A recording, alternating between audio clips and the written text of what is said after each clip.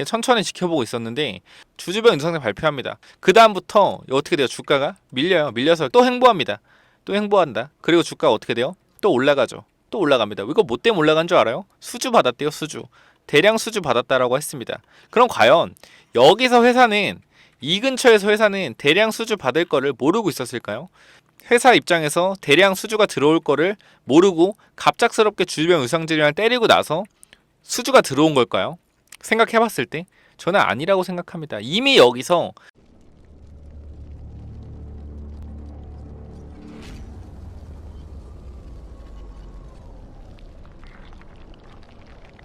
네, 안녕하세요. 차차 선생입니다. 자, 지금 시간 토요일 6시 13분이고요.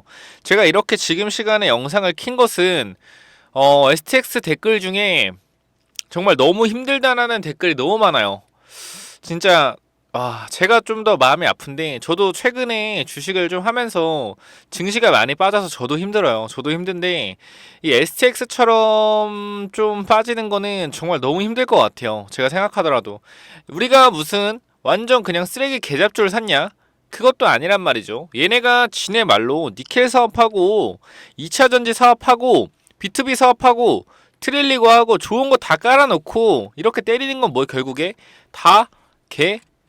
욕은 안 하겠습니다. 다 진짜 개미를 꼬시려는 움직임이었다라고 밖에 생각이 안 드는 거예요. 이런 뉴스를 뿌렸다는 것 자체가. 자, 5만원에서 16,000원 가는데 정확히 2주 걸렸고요. 2주 걸렸고요. 이 3만원에서 만원 가는데 정확히 2주 걸렸습니다.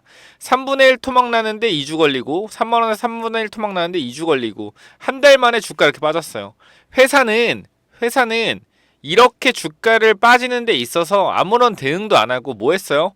주주배당 유상증자 했습니다.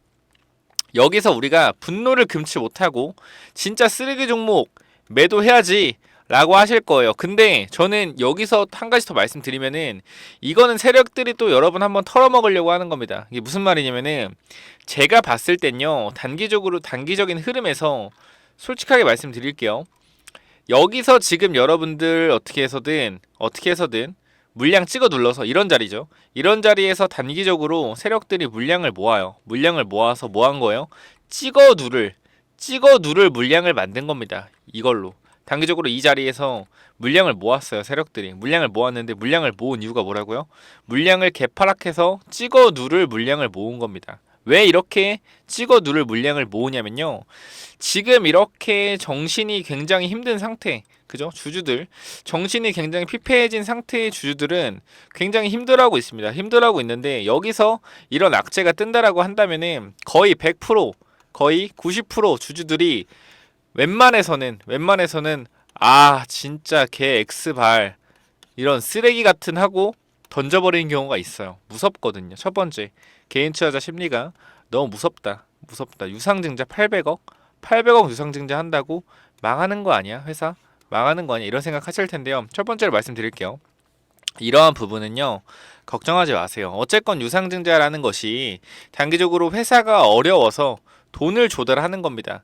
그렇기 때문에 이 회사가 정말 돈이 조달이 안 돼서 자본 잠식으로 가는 길 이전에 여러분들께 돈을 빌려서 뭐 하는 거예요? 그 사태를 넘어가려고 하는 건데, 우리가 괘씸하다고 생각하는 것은 이 SX라는 회사가 내려가는 데 있어서 어떠한 그 올라갈 때는 니켈, 트릴리고 등등 엄청난 재료를 띄워서 올려놓고 내려갈 때는 그 어떠한 뉴스 또한 띄우지 않고 다시 한번 주주들 등 뒤에 칼을 꽂는, 주주변 유상증자라는 칼을 꽂는 공시를 통해서 주주들을 다 뭐하고 있다? 실망감을 주고 털어내고 있다라는 겁니다. 자, 이 자리에서 분명한 것은 주가가 반등할 것이냐 아니냐 라는 것은 저는 무조건적으로 주가 올라간다라고 생각을 해요.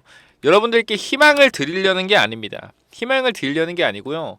유상증자의 습성들이 다 그래요. 보통은 주가 내려오면 호재를 띄우기 마련인데 얘네 같은 경우 호재를 전혀 안 띄웠죠. 물론 호재가 없어서 안 띄운 걸 수도 있겠지만 저는 좀 다르게 생각합니다.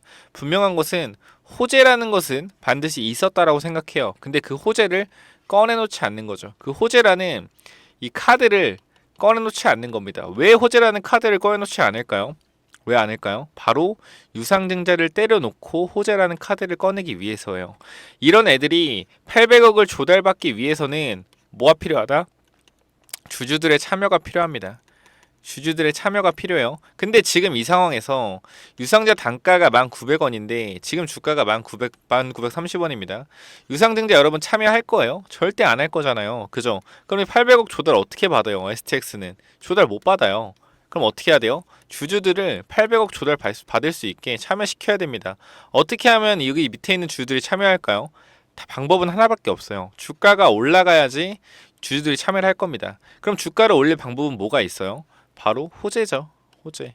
이러한 것들을 미리 앞쪽에서 계획을 해놓고 유상증자 때렸다는 겁니다. 단기적으로 물량을 모아서 찍어 눌러서 저가 가치를 싸게 만들고 저평가 구간으로 만들어 놓고 이 구간에서 세력들이 다시 한번 매집을 해서 주가를 끌어올리면서 얘네들이 밑에서 매집한 물량을 털어내고 재료로서 주가를 올려놓고 개인 투자자들한테 주주변 유상증자 참여시키는 이러한 행태를 하고 있다라는 겁니다. 첫 번째로 말씀드리고 싶은 거, 주주변 유상증자 절대로 받지 마세요. 받지 마시고요. 반등할 때 나오세요. 주주변 유상 받지 말라고 말씀드렸습니다. 분명하게 지금은 또 이제 저를 옹호하시는 분들이 있어요. 당연히 안 받아요. 이런 쓰레기 종목 왜 받습니까? 하다가 또 갑자기 주가 나중에 1, 2주, 2, 3주 있다 주가 올라가잖아요. 제가 또 이제 주변 유상증자에 가서 여러분 이거 주변 유상증자 절대 받지 마세요 하면은 선생님 알고 말하세요. 예?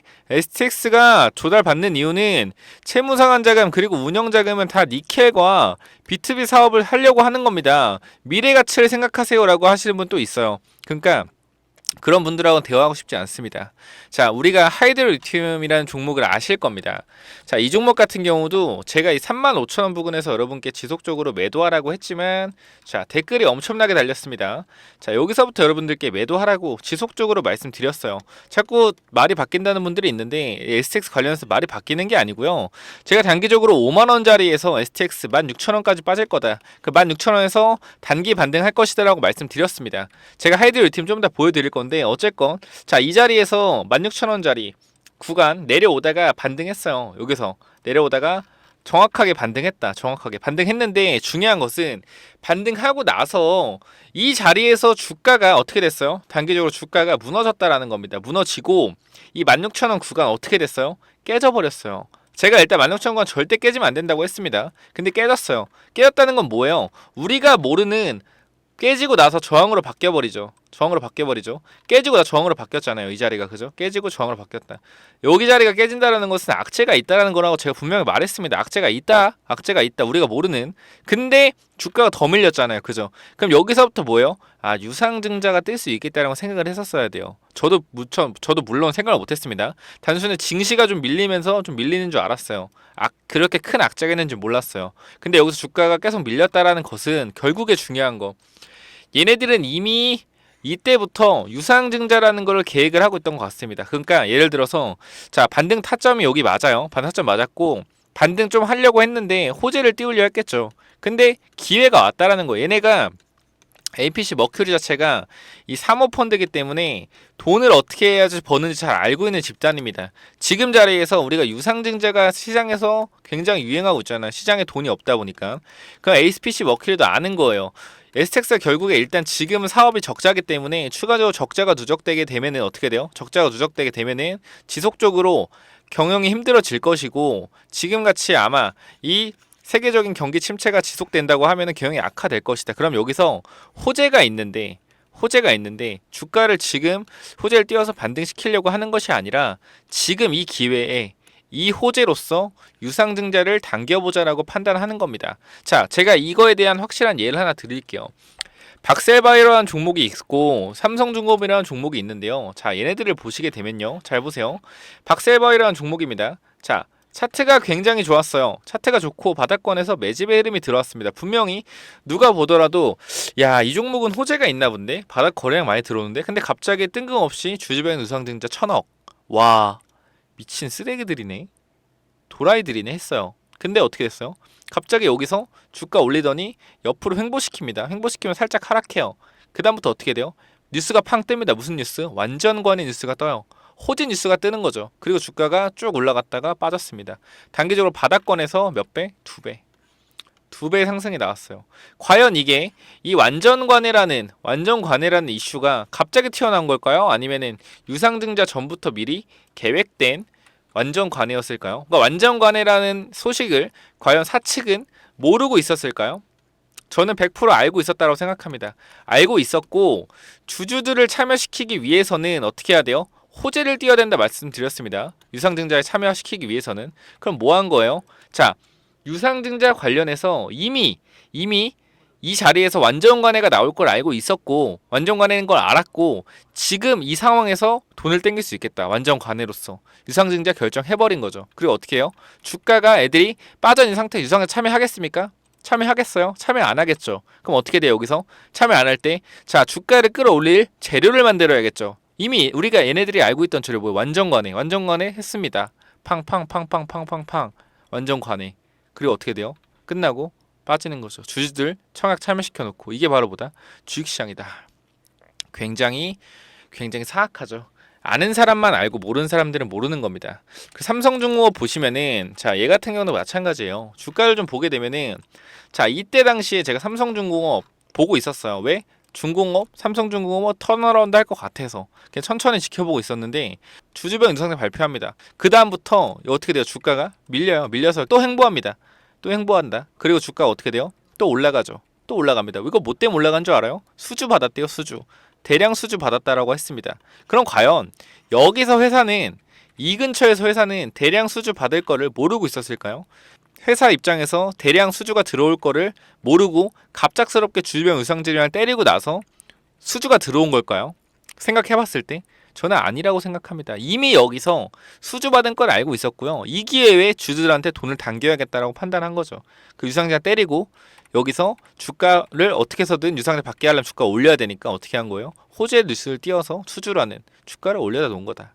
이게 바로 뭐예요? 이게 바로 작전이다라는 겁니다. 그러니까 이 작전이라는 게 특정한 집단에서 돈을 굴리는 것도 있겠지만 이렇게 회사가 호재거리를 알고 이때가 기회다 생각해서 돈을 땡기려고 유상증자를 때리고 나서 어떻게 해요? 호재를 띄워서 주가를 올려서 주주들이 참여하게끔 유상증자에 만드는 이러한 과정들이 분명하게 있다라는 겁니다. 그렇기 때문에 우리가 지금 자리에서 어떻게 해야 된다? STX 무조건적으로 안 좋게 보는 게 맞지만 당위적으로 지금 이러한 흐름들에서는 반드시 반등할 수 있다라는 이러한 기대감을 가지고 있어야 되고요. 제가 지금 두 개를 보여드렸지만 굉장히 많습니다. 뭐 에이스테크라는 종목도 있고요. 유상증자를 때려놓고 주가가 급등한 사례죠. 얘 같은 경우도 유상증자를 때리고 어떻게 해요? 자, 이 가격에서 과연 참여할까요? 주주들이 참여 안 하겠죠. 참여 안 하니까 어떻게 돼요? 주가를 올려야지 참여하죠. 어떻게 해요? 주가를 올려야죠. 그래야 참여하니까. 이런 식으로 호재를 띄워서 유상증자 후에 이미 호재는 가지고 있고 유상증자 후에 호재를 띄워서 주가를 올려서 주주를 참여하게 만드는 이러한 행동들을 많이 한다라는 겁니다. 바로 어디서? 이런 상장사들에서 말이죠. 여러분 모르셨을 텐데 이런 경우가 굉장히 많습니다. 자, KC 코트렐도 마찬가지예요. 유상증자 후에 제가 계속 집중적으로 유상증자 후에 이런 종목들을 많이 봤던 이유는 하나입니다. 주주 배정 유상증자 후에 주가가 올라오는 경우 굉장히 많아요. 이때도 주변 유상증자 때리고 어떻게 됐어요? 거래가 폭증하고 내려오고 투매 물량을 받아서 주가를 끌어올렸죠. 주변 유상증자. 주가 몇 배? 2배 정도 올랐습니다. 2배 이상. 이게 바로 상장사들이 하는 행태라는 겁니다. 그리고 공통점이 있죠. 공통점이 뭐예요? 공통점이 자, 주가가 하락하고 일정 구간 이 밑에 구간에서 횡보하고 나서 어떻게 된다? 올라간다. 바로 이 횡보라는 게 가장 큰 관점이라는 겁니다. 제가 지속적으로 유상증자 종목들을 봤을 때 개파락 후에 이 횡보하는 기간이 평균적으로 이 땡땡일입니다. 땡땡일.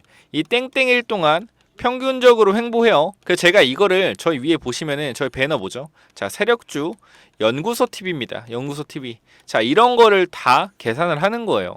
유상증자 후에 단기적인 횡보 구간이 얼마나 되는지, 그리고 이 급등하게 되면은 이 바닥권에서 몇 배가 오르는지, 몇 퍼센트가 오르는지 이런 걸 뭐 한다? 전부 다 체크한다라는 겁니다. 평균을 내는 거예요. 유상증자 금액 단가 뭐 1000억짜리, 뭐 500억짜리, 300억짜리 이러한 통계들을 내서 계산을 한다라는 거죠.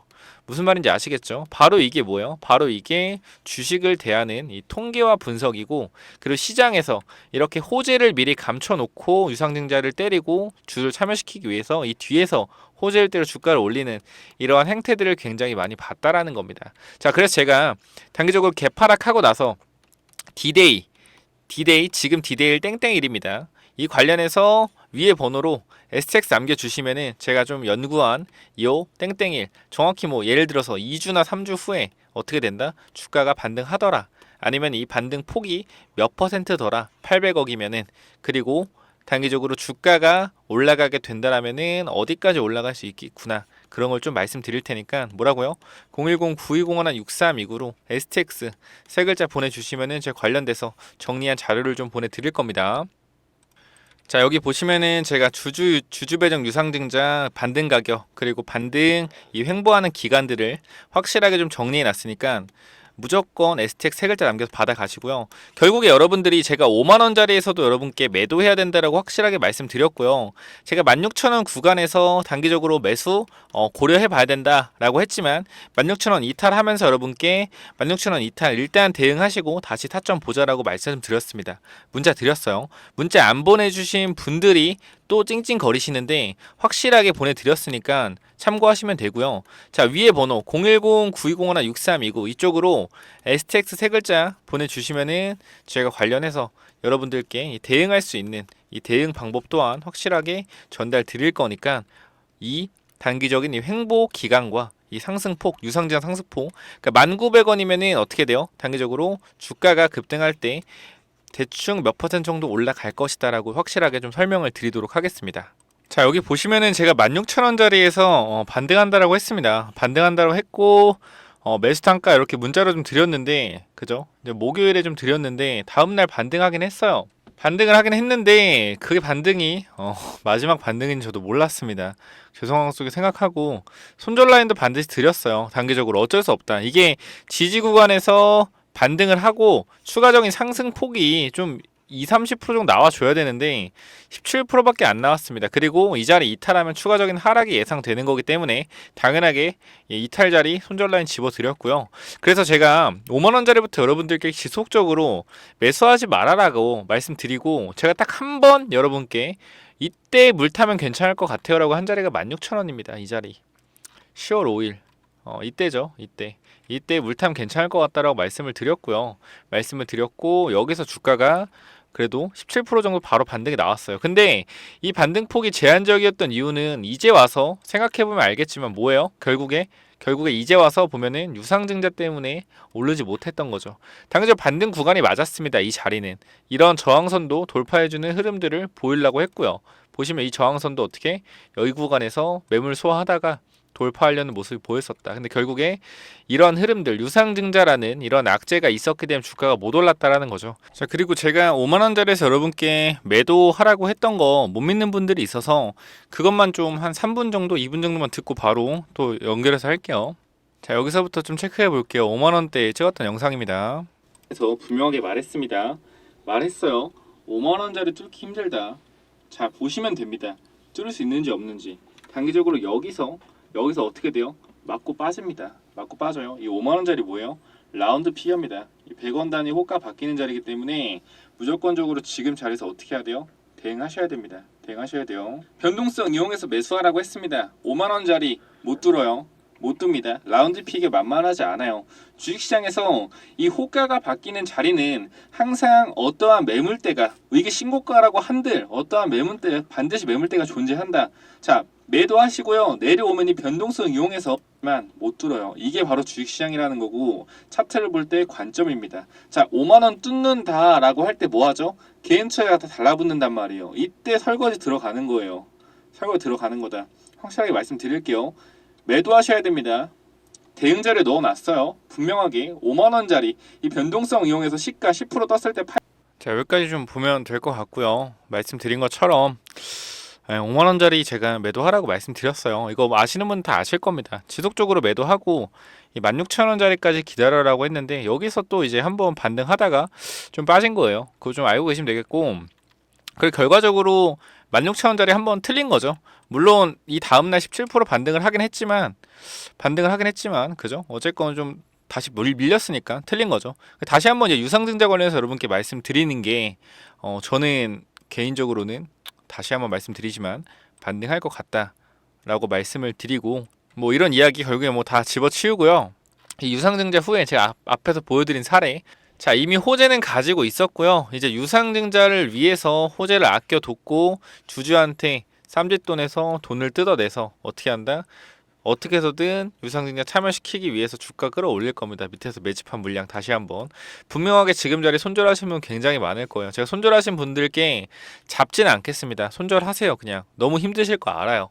근데 단가가 높지 않으신 분들은 좀 아쉽다 이거죠. 단가가 뭐 3만원, 뭐 4만원 이렇게 되는 분들은 손절하는 거 뭐 전 이해하는데, 만원 중반이나 후반? 이 가격대에서 지금 손절하는 것은 충분히 나올 수 있는 가격인데 좀 아쉽다 이겁니다. 무슨 말인지 아시겠죠?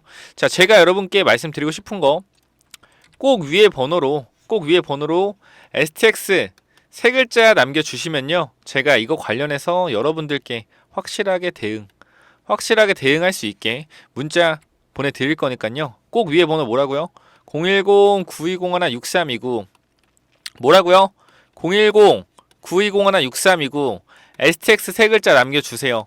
제가 갑작스럽게 목소리를 내는 것은 분명하게 도움을 드릴 수 있고 분명하게 여러분 탈출할 수 있는데, 또 이거 문자 1 보내기 귀찮거나 STX 세 글자 보내기 귀찮아서 또 안 받아 가신다고 하면은 저는 정말 화를 낼 수밖에 없습니다. 왜 화를 낼 수밖에 없다고요? 도대체 왜? 여러분들이 지속적으로 분명하게 손실을 볼 게 뻔하니까. 아시겠죠? 자, IPO 관련주도 드릴 거예요. 이 11월, 12월에 상장되는 이 자회사 상장되는데 모회사의 주가가 반드시 오를 겁니다. 이 회사 제가 확실하게 여러분께 어떻게 도움 드릴 수 있게 IPO 관련주 또한 넣어놨으니까 반드시 IPO 관련주 받아가세요. 자, IPO 관련주가 뭐냐면요, 바로 이겁니다. 제가 지속적으로 설명드리는 이 IPO 관련주가 뭐냐면 11월, 12월에 IPO 관련돼서 얘 모회사입니다. 모회사고요. 자회사가 상장해요. 자회사가 상장하기 때문에 우리가 어떻게 해야 된다? 단기적으로 꼭 이 종목 매수해야 된다. 자, 밑에서 거래량 들어왔고요. 이 거래량을 잡아 먹어주는 이 장대 양봉의 거래량이 터졌습니다. 그리고 기간 조정과 가격 조정을 통해서 뭐요? 단기적으로 이 전고점 구간에 매물대를 흡수해 줬다. 아시겠죠? 자, 거래량이 줄어들었고요. 전고점 자리에서 매물 흡수해 줬다. 같은 가격대인데 거래량이 줄어들었다? 어떤 뜻입니까? 같은 가격대인데 거래량이 줄어들었다? 어떤 뜻이에요? 이 뜻은 뭡니까? 이 뜻은, 거래량이 줄어든 뜻은, 시장의 유통 물량은 한정적이고 제한적입니다. 제한적인데 거래량이 줄어들었다. 결국 이 뜻은 분명히 누군가가 물량을 꽉 쥐고 있다라는 거예요. 유통 물량을 어떻게? 꽉 쥐고 있다. 왜 쥐고 있을까요? 왜? 얘네가 자회사가 IPO 상장하니까 언제? 11월, 12월에 상장 예정이니까 뭐 하는 거예요? 매집해 놓는 거죠. 왜? 주가 띄울 거니까. 또 나중에 이 종목 3배, 4배 올렸을 때, 3배, 4배 올렸을 때 살 거예요. 여기서 3배, 4배 올라가면 또 여기 살 거예요. 또 사갖고 물려가지고 또 어떻게 하지 또 이러실 거예요. 제발 그러지 말고요. 밑에 구간에서 사서 기다리자라고 말씀드리겠습니다. 자, 위에 번호 010-9201-6329 여기로 1번 남겨주시면은 IPO 관련주 11월에 터질 이 IPO 관련주 제가 한 종목 뽑아놨으니까 받아가시고요. 이 종목이 올라갈 수밖에 없는 이유는 한 가지입니다. 시장의 흐름. 2022년도 무상증자 흐름 어땠어요? 무상증자 흐름 어땠습니까? 단기적으로 실리콘2, 노터스, 공구음원, 피코그램 다 몇 배 올랐어요? 4배에서 5배 상승했고요. 2023년도에 뭐 올랐죠? 상반기에 인적 분할 왜 올랐어요? 인적 분할 왜 올랐죠? 인적 분할 관련주 왜 올랐어요? 왜 올랐죠? 물적 분할이 많아지니까 주주들의 피를 빨아먹는다. 그래서 인적 분할로서 주주와 함께 회사의 이익을 배분하겠다라는 이 인적 분할 관련주가 어떻게 돼서 주가 급등했다. 이거 여러분들이 반드시 기억을 하셔야 된다라는 겁니다. 결국에 시장이 원하는 종목을 찾아야 돼요. 지금 우리 금리 인상으로 시장에 돈이 있어요? 돈이 없습니다. 시장에 돈이 없다라는 것은 결국 무슨 뜻이에요? 시장에 돈이 없다? 무슨 뜻일까요? 수급이 몰리는 종목이 올라간다라는 겁니다. 수급이 몰리는 종목 뭐예요? IPO가 돈을 빨아들이죠. 돈을 빨아들이는데 11월에 에코프로 머티리얼즈가 상장을 해요. 상장을 하는데 얘네가 시가총액이 3조 예상됩니다. 3조 예상되는데 공모자금이 100조 이상 모일 거로 추정이 돼요. 100조입니다. 100조. 지금 시장에 돈이 없는데 IPO 공모주에 100조가 몰린다? 이거 시장 어떻게 될까요? 시장 어떻게 될까요? 엄청나게 IPO 관련주 핫해질 겁니다. 이미 두산도 두산 로보틱스 효과로 단기적으로 저점에서 2배의 상승을 보여줬고요. 그죠? 필옵틱스도 마찬가지. 저점에서 2배 이상의 자회사 상장으로 효과를 보여줬습니다. 이게 7월부터 이런 상승을 보여줬다라는 거예요. 그러면은 단기적으로 앞으로 다가올 11월에 12월에 상장되는 이 IPO 관련된 회사 상장된다고 하면은 모 회사의 주가가 오를까요? 빠질까요? 선반영돼서 오를 확률이 높죠. 그럼 여러분들은 12월, 11월에 이 종목 3배, 4배 올라갔을 때 사실 겁니까? 사실 거예요? 그럼 안 된다고요. 제발 그러지 말고요. 위에 번호 010-9201-6329 이쪽으로 1번 남겨주셔서 뭐예요? 무조건 받아가시기 바랍니다. 자, 에코프로 머티리얼즈 상장되면은 모회사가 오른다 했죠. 모회사 누구예요? 에코프로입니다. 에코프로가 오르면은 증시에 반등이 있을 거고요. 자금들이 살아날 거예요. 그때 IPO 관련주들이 주목을 받으면은 올라갈 수밖에 없다. 3, 4배 상승 충분히 가능합니다. 아시겠죠? 자, 여기까지 하고 마무리하겠습니다.